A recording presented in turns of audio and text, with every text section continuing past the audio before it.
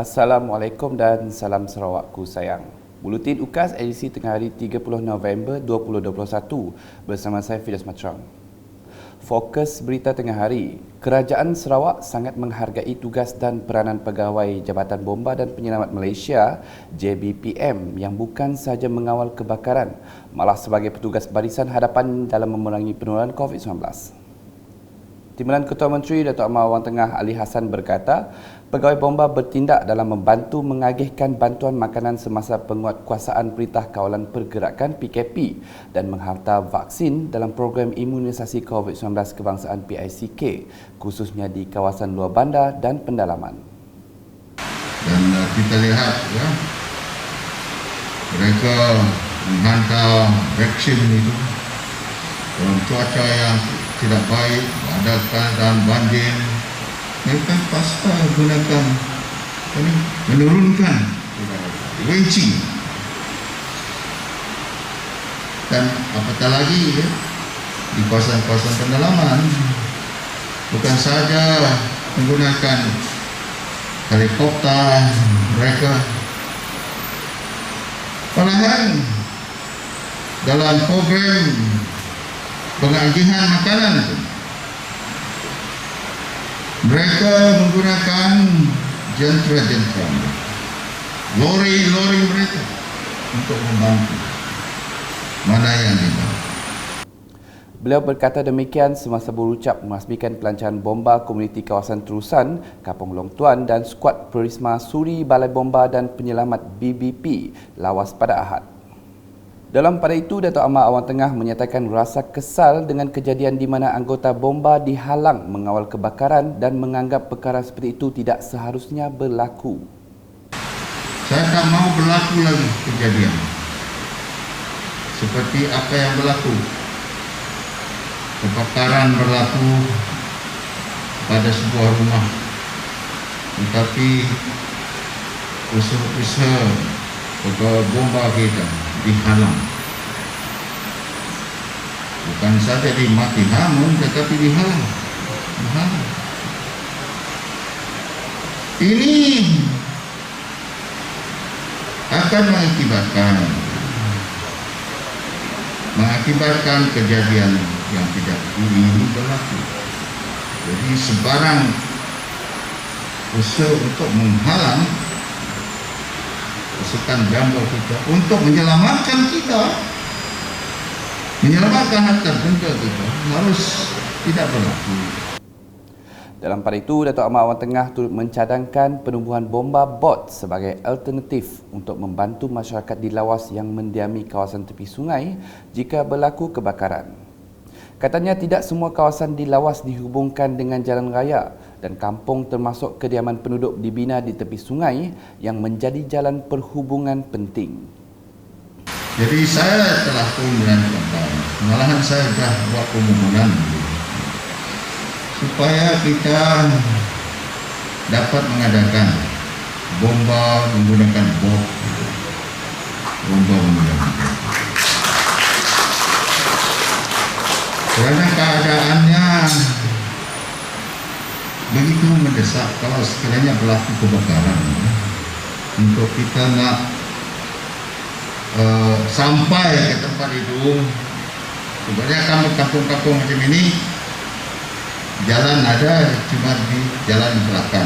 Macam di Kuala Pinang di mana ada jalan, tak ada jalan. Jadi kalau kita boleh fikirkan bagi Datuk, kita adakan bomba menggunakan bot, yang boleh gelap. Ini pergi ke tempat-tempat itu dengan mudah. Katanya kemudahan bomba bot sangat diperlukan apabila berlakunya kebakaran kerana ia memudahkan anggota tiba di tempat kejadian dengan singkat sekaligus mampu menyelamatkan harta benda dan nyawa.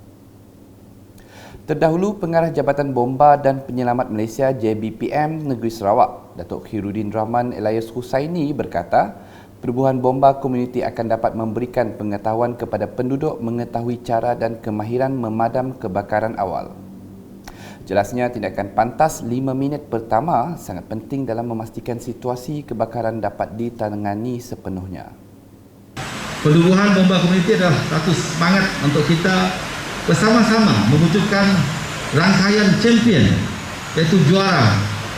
Sebab dalam kes kebakaran, tindakan pertama 5 minit pertama adalah tindakan kita, bukannya jabatan bomba. Kita sudah maklum dan saya sedar bahawa hari ini saya mungkin perkara bomba yang Muhammad. Esok mungkin 3-4 tahun bila saya bersara, saya adalah pesara bomba. Tapi inilah asas yang perlu kita lihat, mendidik masyarakat.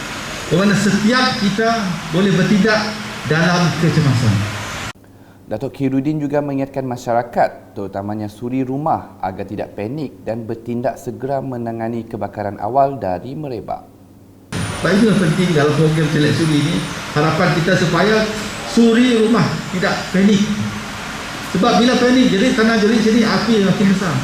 Dan setiap kes kebakaran, 96% kes kebakaran bermula dari api kecil. Sebab inilah kesempatan program komuniti ini, kita champion, kita juara, boleh bertindak. Sebab rata-rata orang berfikir api tidak akan berlaku pada kita. It won't happen to you, but when it happen, macam mana kita respon. So dalam elemen ini, kita mengharapkan program ini dapat mendidik masyarakat kita supaya elemen 3L, lupa, lalai, leka, jangan ada bersama kita.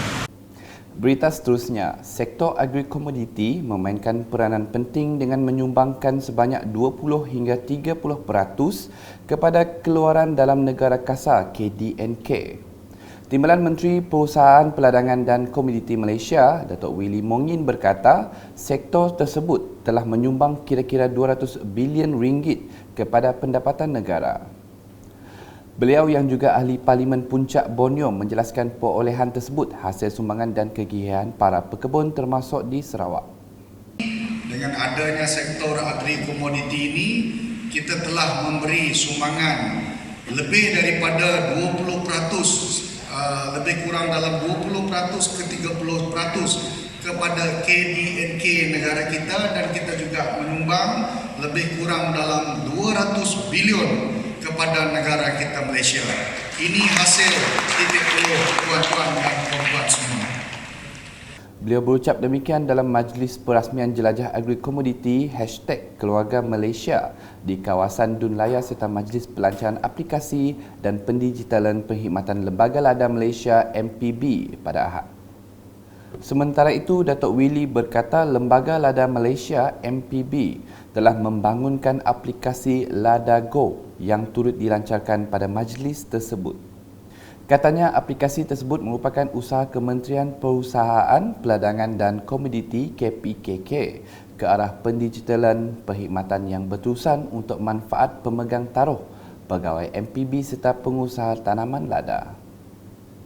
Terdahulu, mantan Adun Laya, Datuk Jeneral Rentap Jabu ketika berucap mencadangkan agar agensi lebih kerap datang ke Betong atau menubuhkan pusat penyelidikan dan pembangunan R&D berkaitan komoditi seperti lada, getah dan kelapa sawit di situ. Selanjutnya mengenai penganjuran program Ziarah Unit Komunikasi Awam Sarawak UKAS di Sibu. Pada program tersebut, seramai 100 orang pelajar telah menerima sumbangan beg sekolah dalam program yang dianjurkan di Rumah Panjang Dempi Sabun, Sungai Salim baru-baru ini. Keseluruhan pelajar yang disenaraikan layak untuk menerima bantuan tersebut adalah daripada beberapa rumah panjang berhampiran dan pelajar dari Sekolah Kebangsaan SK Nangga Salim. Sumbangan telah diserahkan kepada Tuai Rumah Dempi dan Tuai Rumah Kosma yang mewakili pelajar dari Rumah Panjang, manakala Cikgu Hu mewakili pelajar dari Sekolah Kebangsaan Nangga Salim. Dalam pada itu, Tuai Rumah Dempi Sabun menzahirkan ucapan terima kasih kepada UKAS kerana telah memilih Rumah Panjang Dempi bagi program tersebut. Ke pengembangan berikut, sebanyak 6 pasukan Innovative and Creative Circle ICC daripada pelbagai agensi dalam Perkhidmatan Awam Sarawak telah menerima anugerah kecemerlangan PAR tertinggi di Kumpulan Kawalan Kualiti Convention Antarabangsa ke-46 2021 di Hyderabad, India menerusi projek inovasi mereka. 6 pasukan tersebut adalah Land Tahai Q daripada Jabatan Tanah dan Survey, Do It 5 dan Revenue Squad daripada Jabatan Perbendaharaan Sarawak, Flares daripada Jabatan Hutan Sarawak, PROP daripada Dewan Bandaraya Kuching Utara DBKU serta Vision SIK daripada Majlis Daerah Sarike. Difahamkan kesemua pasukan ICC telah membentangkan projek inovasi mereka kepada panel hakim di peringkat dunia di Pusat Konvensyen Borneo Kuching BCCK pada 25 November 2021 yang diadakan secara maya disebabkan pandemik COVID-19. Perkhidmatan Awam Sarawak sentiasa mencapai kejayaan cemerlang sejak penyertaan konsisten dalam ICQCC dari 2011 sehingga kini tanpa gagal sekaligus mencerminkan budaya inovasi yang menjadi asas kepada penjawat awam dalam memberikan penyampaian perkhidmatan yang cemerlang kepada rakyat.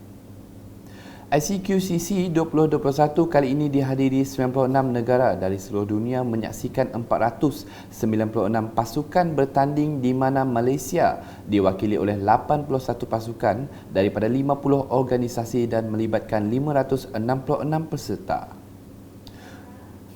Manakala di Lawas, dengan hari kelima program pemberian vaksin dos penggalak di daerah itu terus mendapat sambutan menggalakkan daripada penduduk tempatan. Menurut petugas Pusat Pemberian Vaksin PPV Institut Latihan Islam Malaysia ILIM, Jabatan Kemajuan Islam Malaysia JAKIM Daerah Lawas, hari Selasa merupakan hari terakhir pemberian vaksin dos penggalak di mana penduduk boleh mendapatkannya menerusi temujanji atau datang terus ke PPV ILIM JAKIM di daerah Lawas. Bagaimanapun, program pemberian vaksin itu akan diteruskan dari semasa ke semasa tertakluk kepada kesesuaian. Justru penduduk di daerah Lawas yang mempunyai cukup syarat digesa untuk mendapatkan dos penggalak bagi meningkatkan imunisasi badan terhadap jangkitan COVID-19. Beralih dengan perkembangan COVID-19, kes di Sarawak terus menurun dengan 98 kes positif baharu dikesan di 13 daerah di Sarawak pada Isnin menjadikan jumlah kumulatifnya setakat ini sebanyak 250,622 kes. Jawatankuasa Pengurusan Bencana Negeri JPBN Sarawak menerusi kenyataan medianya memaklumkan sebanyak 93 kes adalah dalam kategori klinikal 1 dan 2. Manakala 5 kes merupakan kategori klinikal 3, 4 dan 5. Daerah-daerah yang dikesan adalah seperti yang tertera.